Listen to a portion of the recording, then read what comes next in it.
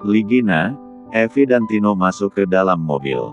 Ketiga parubaya itu tampak tak sabar untuk segera datang ke tempat tujuan mereka. Aku benar-benar tidak tahu jika Zio sakit. Selama ini Bayu tidak pernah bercerita, ucap Ligina, ada nada bersalah dari cara bicaranya. Memang beberapa waktu terakhir, Bayu jarang pulang ke rumah. Namun, setelah memberitahu ibunya bahwa Zio sakit, hal tersebut benar-benar mengejutkan Ligina. Selama ini dia melihat Zio itu anak yang sehat dan aktif, tidak ada tanda-tanda penyakit di tubuhnya. Kalau sampai terjadi sesuatu pada Zio, aku tidak akan memaafkan diriku, Kak, ucap Evi dengan perasaan bersalah. Aku yang menyebabkan semua ini. Dia masih saja menyalahkan dirinya karena dulu telah mengusir anak dan cucunya itu dari rumah. Rasa bersalah itu, sampai kini masih menghantui pikiran dan perasaan Evi. Sudahlah, Evi, jangan menyalahkan dirimu. Lebih baik, perbaiki hubungan kamu sama Usi dan Zio. Minta maaf pada mereka. Tukas Ligina. Tino tetap setia menemani istrinya yang sudah sakit-sakitan sejak dulu itu. Dia mencoba menguatkan serta merangkul agar sang istri tetap mampu berjalan di sampingnya. Tapi, aku takut kalau Usi tidak akan memaafkan aku, Kak. Masih terngiang di kepala Evi saat dirinya mengusir Tesi dari kampung secara tak terhormat. Dia bahkan melempar tas lusuh anak gadisnya itu. Pasti perbuatanku telah menyakiti hatinya, ucap Evi. Air mata Evi kembali berderai membasahi pipinya. Bahkan aku tidak bisa menyaksikan Usi menikah dengan laki-laki yang dia cintai. Percayalah, penyesalan seorang ibu adalah ketika tidak bisa menyaksikan hari bahagia yang terjadi seumur hidup bagi anaknya. Apalagi, hal tersebut disebabkan oleh egonya. Bapak juga menyesal, Bu, sambung Tino. Setiap ayah ingin sekali mendampingi dan mengantarkan anaknya menemui mempelai pria, akan tetapi Tino tidak bisa melakukan tersebut karena kebodohannya sendiri. Tidak terasa, mobil yang membawa mereka sampai di sebuah rumah sakit mewah bertingkat. Ketiganya keluar dari sana dan menatap bangunan mewah itu. Ayo, ajak Ligina yang turut memapa Evi berjalan. Ketiganya berjalan pelan memasukinya koridor rumah sakit. Lalu masuk ke dalam lift karena ruangan Zio berada paling atas. Tak bisa Tino dan Evi pungkiri bahwa hati mereka tak tenang, sekaligus tak sabar menantikan pertemuan pertama setelah bertahun-tahun lamanya. Sampai di depan ruangan Zio yang sudah ditunggu oleh anak buah Galvin di sana, ketiganya dipersilakan masuk. Tampak Tesi yang tengah menggenggam tangan Zio sembari mengajak pria kecil itu berbicara, padahal mata Zio masih terpejam erat. Mata Evi berkaca-kaca, dadanya berdebar kian kencang. Demi apapun dia benar-benar merindukan anak gadisnya tersebut. Dia ingin sekali berlari dan memeluk Tesi, sambil berkata rindu. Usi, panggilnya. Mendengar namanya dipanggil, sontak saja Tesi menoleh. Pupil mata gadis itu seolah hendak terlepas dari kelopak matanya. Tanpa sadar dia bahkan berdiri. Ibu, Bapak, tolak gugatan cerai dari Usi, Ga. Aku tidak mau berpisah dengannya. Mark mengoyak surat panggilan dari pengadilan. Arga membalas dengan anggukan kepala dan menyembunyikan senyumnya. Arga benar-benar berharap bahwa Mark dan Tesi kembali bersama seperti dulu, apalagi sekarang Mark sudah tahu siapa Tania. Tentunya tidak akan ada lagi cinta yang terselip untuk mantan kekasihnya itu, bukan? Apa Anda sudah jatuh cinta pada Nona, Tuan? Tanya Arga sembari menggoda lelaki yang tengah depresi setelah mengetahui bahwa Zio bukan anaknya. Sepertinya, kamu sudah bosan bekerja denganku, Ga. Mark melayangkan tatapan tajam ke arah sang asisten. Maaf, Tuan. Arga menggaruk tengkuknya yang tidak gatal dan tersenyum kikuk. Sementara Mark mendudukkan tubuhnya di sofa, lelaki tampan kesayangan sejuta umat manusia itu menatap kosong ke arah jendela ruang kerjanya. Aku tidak menyangka jika Tania berkhianat, Ga, ungkap Mark. Siapa yang akan menyangka bahwa wanita yang dia puja sepenuh hati itu tega menurikan luka dalam di hatinya. Padahal selama ini dirinya dan Tania adalah dua orang yang saling mencintai. Mark bahkan memberikan segalanya hanya untuk kebahagiaan Tania. Dia begitu percaya bahwa bayi yang ada di dalam kandungan wanita itu adalah darah dagingnya. Arga hanya diam tanpa berkata apapun. Sejak awal dia memang sudah tahu siapa Tania. Tatkala juga Arga memberitahu Mark, tetapi lelaki yang sudah dibutakan oleh cinta itu tidak percaya sama sekali. Dan, ternyata Usi adalah adik Tania. Sambung Mark lagi. Sungguh di luar jejak pemikirannya karena Tania dan Tesi adalah dua wanita yang memiliki kepribadian sangat jauh. Mungkin ini adalah penyebab, kenapa Tuan dan Nyonya Besar tidak setuju dengan hubungan Anda dan Nona Tania, Tuan, timpal Arga ikut menyambung. Tapi, kenapa mereka tidak memberitahu sejak awal, Ga? Tanya Mark yang terlihat ada kekecewaan di raut wajahnya. Bukankah Tuan sudah sering mengingatkan Anda, Tuan? Hanya saja Anda terlalu mencintai Nona Tania, sehingga lebih percaya pada kata-katanya. Mark langsung luruh mendengar ucapan yang terlontar dari mulut Arga. Memang benar adanya bahwa dia lebih percaya pada apa yang Tania katakan daripada percaya pada perkataan kedua orang tuanya. Seharusnya Mark sudah bisa menilai kenapa kedua orang tuanya sampai menyembunyikan Tania bertahun-tahun tanpa memberitahunya. Tetapi lelaki yang sudah dibutakan oleh cinta dan perasaannya itu malah mementingkan cinta yang akhirnya membuat dia kecewa. Ga, aku sangat berharap jika Zio anak kandungku. Tapi, kenapa semua tidak sesuai ekspektasi? Mark mengusar wajahnya dengan kasar. Kenapa Anda tidak berharap memiliki anak dari nona kecil saja, Tuan? Goda Arga. Sejenak Mark terdiam saat Arga berucap demikian. Sudah lama dia dan Tesi hidup dalam atap yang sama, tetapi tidak pernah terpikirkan hal tersebut. Mark masih ingat, jika Tesi takut hamil dan menggandung anaknya, apakah seburuk itu Mark di mata istrinya? Dia tidak akan pernah mau menggandung anakku, Ga. Jawab Mark tersenyum kecut. Dia pernah berkata takut jika dirinya hamil. Walaupun begitu, Mark masih tidak menerima perpisahan antara dirinya dan Tesi. Itu dulu, Tuan, ketika Anda masih mencintai Nona Tania. Mungkin Nona kecil tidak mau karena alasan tersebut, tapi saya yakin bahwa Nona juga ingin memiliki anak dari Anda. Jelas Arga. Tumben kamu datang menemuiku, Finn. Ujar Damian. Kamu merindukanku. Godanya lagi. Galvin dan Bayu duduk di ruang tamu mansion mewah milik Damian. Sebenarnya lelaki itu tak kalah kaya dari Mark. Damian memiliki kekayaan yang melimpah ruah, uang yang tidak akan pernah habis, ketampanan di atas rata-rata, serta dia bisa memilih wanita mana saja untuk berada di sampingnya. Namun, entah apa yang membuat dirinya sampai berbuat jahat dan tega mengkhianati sahabatnya sendiri. Damian menatap Galvin dengan mengejek. Sebenarnya dia penasaran kenapa Galvin datang menemuinya.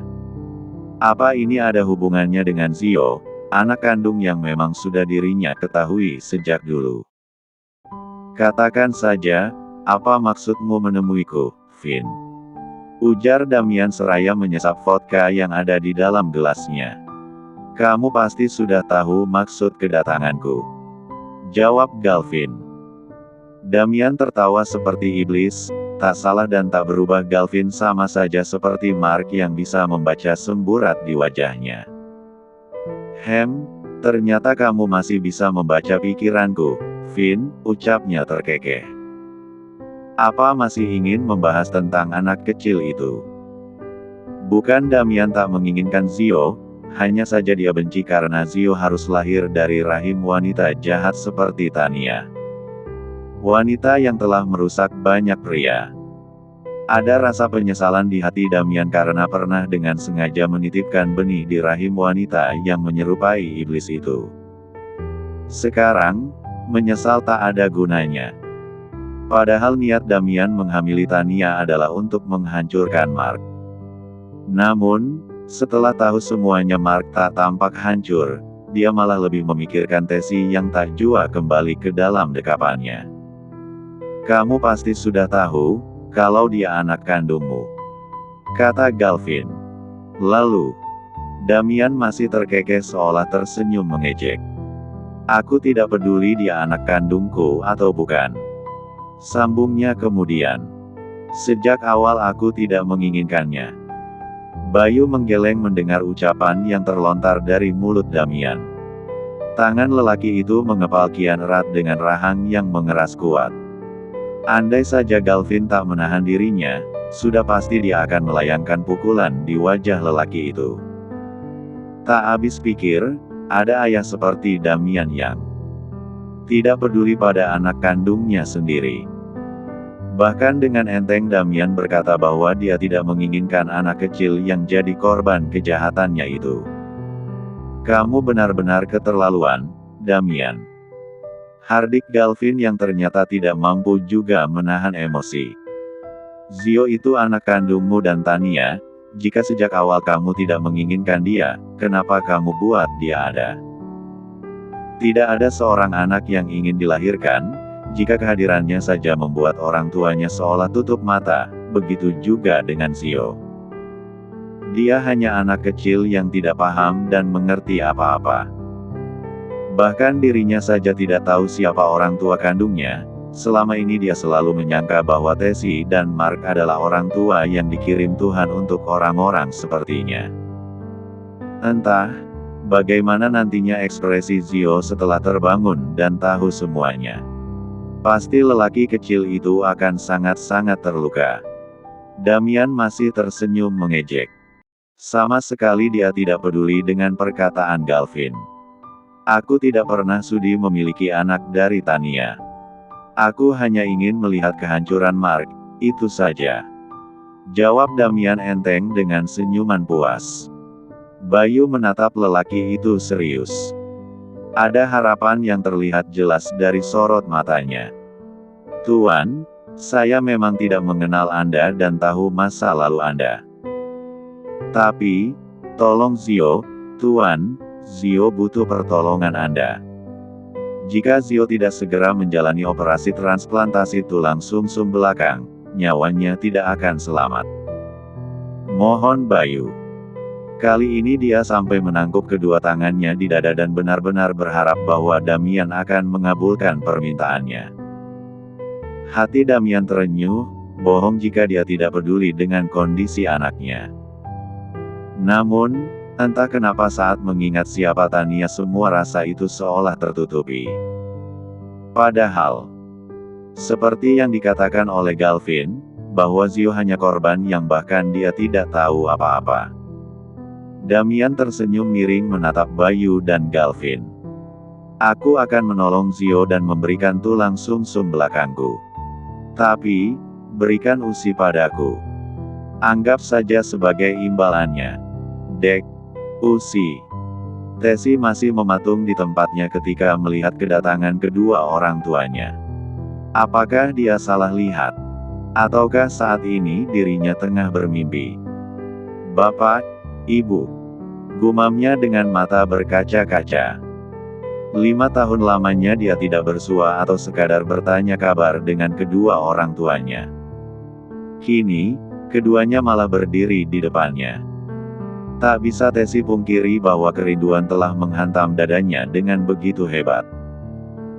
Walaupun ayah dan ibunya telah mengusir Tesi bak binatang berharga, tetapi tak pernah ada rasa benci yang terselip di antara rongga dadanya. Tesi paham, jika dia berada di posisi ayah dan ibunya, dia pun pasti akan melakukan hal yang sama. Buff, buff, buff, buff. Galvin memukul wajah Damian dengan membabi buta. Ketika anak buah Damian hendak menyerangnya, segera Damian menahan agar tidak ikut campur. Dia biarkan saja Galvin memukulnya, entah kenapa tak ada rasa marah, padahal jika sedikit saja kulitnya tersentuh maka dia akan membabi buta. Berhenti menjadikan Uzi sebagai tumbal. Sudah cukup selama ini dia merawat anak kalian tanpa jasa sama sekali. Sentak Galvin meneriaki telinga Damian. Damian menyeka sudut bibirnya yang keluar darah segar. Lelaki itu berdiri seraya tersenyum mengejek. Jika memang kamu tidak mau menolong Zio, tak masalah jika Zio pergi untuk selamanya, untuk kali ini aku tidak akan membiarkan Uzi berkorban lagi. Dek. Bukan hanya Damian yang terkejut, tetapi juga Bayu. Keduanya kompak melihat ke arah Galvin yang masih tampak marah dengan sorot mata yang tajam dan siap menembus indera penglihatan Galvin. Ayo, Bay. Galvin melangkah dengan wajah marah. Jelas dia tidak setuju dengan permintaan Damian yang meminta Tesi sebagai ganti Zio. Apa lelaki tidak tahu terima kasih sama sekali ketika anaknya dirawat secara gratis bahkan tanpa upah. Padahal Zio bukan darah daging Tesi, lelaki kecil itu hanya sebatas keponakan, tetapi kenapa harus Tesi yang menanggung semuanya? Damian menatap punggung Galvin dan Bayu seraya meringis kesakitan. Tangannya mengepal kian erat. Entah kenapa rasanya tidak terima ketika mendengar ucapan frontal dari mulut Galvin. Bagaimanapun, Zio adalah putra kandungnya. Lah, kamu kenapa, Damian? Tania yang sejak tadi mengintip pura-pura keluar dan menemui lelaki itu. Tania tersenyum puas melihat wajah Damian yang babak belur karena ulah Galvin. Sakit ya, sayang. Ledeknya. Biar aku obatin. Ketika Tania hendak memegang sudut bibir Damian, lelaki segera menepis tangan Tania lalu mencengkeram leher wanita tersebut dengan kuat. Dadamnya, apa yang kamu lakukan? Tanya Tania menjerit, suaranya tak tembus akibat kuatnya cengkeraman tangan Damian pada lehernya. Kamu dengar, Tania, aku tidak akan membiarkan kamu bebas. Aku akan memberi hukuman sama kamu. Ancam Damian penuh penekanan. Apa salahku, Damian? Tanya Tania, matanya melotot menahan sakit. Salahmu, karena telah melahirkan anakku lalu menelantarkannya begitu saja. Tukas Damian. Sorot mata lelaki itu seolah hendak menelan Tania hidup-hidup, dia memang terlihat begitu marah. Kenapa hanya menyalahkan aku? Bukankah kamu juga ayah yang tidak bertanggung jawab? Ujar Tania. Padahal kamu sudah tahu bahwa Zio butuh segera ditangani dengan operasi tulang sumsum belakang. Tapi masih sempat-sempatnya kamu meminta Uzi sebagai imbalannya. Sebenarnya apa kelebihan gadis perebut itu? Teriak Tania penuh amarah. Kenapa semua lelaki seperti menempel pada adiknya? Apa kelebihan gadis kecil itu? Damian semakin kuat mencengkeram dagu Tania. Sejak awal dia memang tidak pernah mencintai wanita ini. Tania hanya dia gunakan sebagai alat balas dendamnya untuk menghancurkan Mark. Hal itu tidak akan berubah sampai kapanpun. Apa kamu sadar, siapa kamu, Tania? Damian tersenyum mengejek. Kamu adalah perempuan gila yang tega meninggalkan anakmu demi kepuasanmu sendiri. Damian menghempaskan dagu Tania dengan kasar. Dagu wanita itu memerah dan sedikit luka, sehingga menciptakan rasa perih yang menjalar di sana. Brengsek kamu, Damian. Sentak Tania. Aku memang brengsek. Sahut Damian tersenyum mengejek. Dengarkan aku baik-baik, Tania, aku akan menyelamatkan dan merawat Zio. Tapi, jangan pernah kamu berhak bertemu apalagi menyentuh dia karena mulai sekarang kamu bukan lagi ibu kandung Zio. Dek.